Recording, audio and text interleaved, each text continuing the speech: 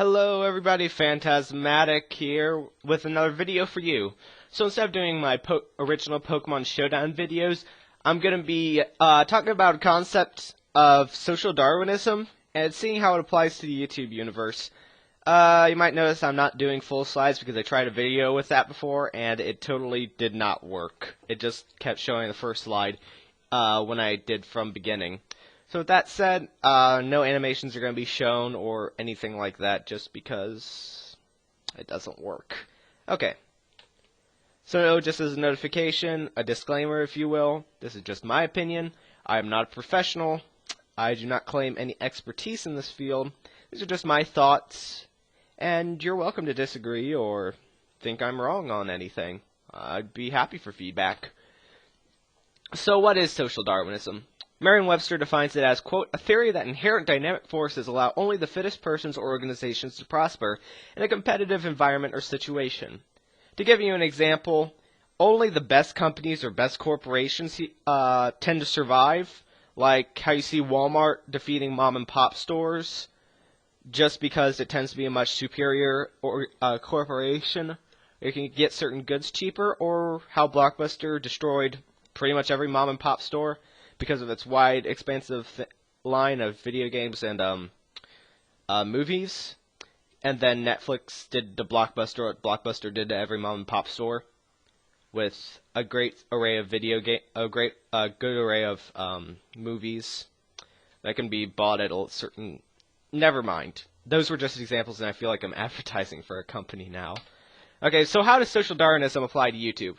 Well, there's many people on YouTube, and this could be considered a competitive environment, knowing that you only have limited resources, such as fame, which most YouTubers, it's safe to say that most YouTubers tend to go for fame or some form of recognition.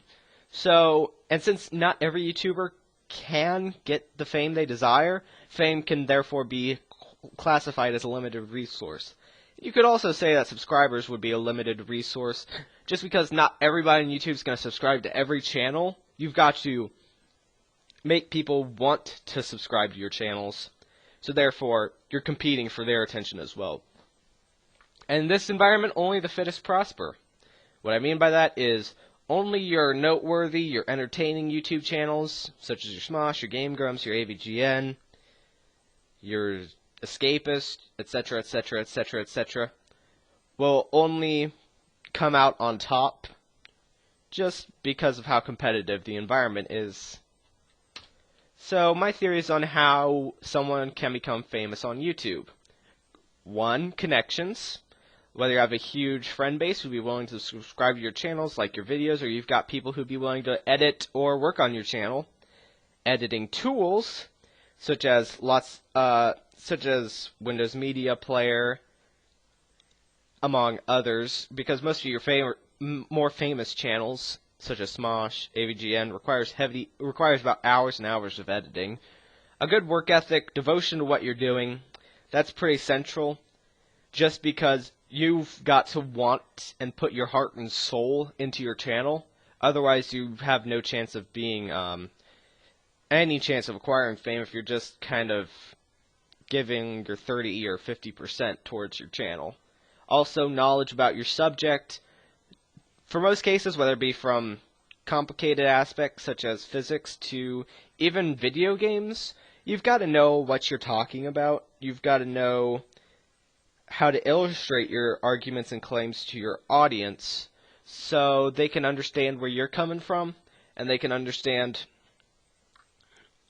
more about you, and maybe they'll say, oh hey, I like the way this guy sees things, I'll subscribe to his channel. However, most importantly of all, you need to have an original and entertaining idea. Too many people try to capitalize on an overdone idea, like for example an oversaturated aspect of YouTube is video games, video game reviews, video game parodies. We've just got, in my opinion, too many channels of people talking about video games, people talking, me included, people talking about, oh, I don't like reviewing video games, or doing retro games, what the AVGN capitalized on, and I see tends to be overdone in the YouTube industry. But one way of trying to create an original and entertaining idea is trying a new way of approaching a certain idea. Whether it be maybe, I don't know, poems about video games, or relating video games to your personal life experiences, or something of the sort. Or you could cover an aspect that hasn't been overdone. And I tend to see that most of the educational aspects, whether it be just math or just science or just physics, and I know that things such as Vsauce Minute Physics and Vlogbrothers tend to cover these aspects, but there's still a lot of potential that can be found in this industry if you can educate people on certain ideas, or if you can just make ideas entertaining and learning worthy. You could have a greater chance of succeeding in the YouTube environment as opposed to doing something like video game reviews all the time. So I've kind of talked to you about social Darwinism. I've kind of talked to you about my ideas on how to become famous on YouTube. That's really all I have. Thanks for watching, guys. It really means a lot to me that you took time out of your day to listen to my uneducated discussions about this. So without any further ado, thank you very much, and this is Phantasmatic signing out. Peace.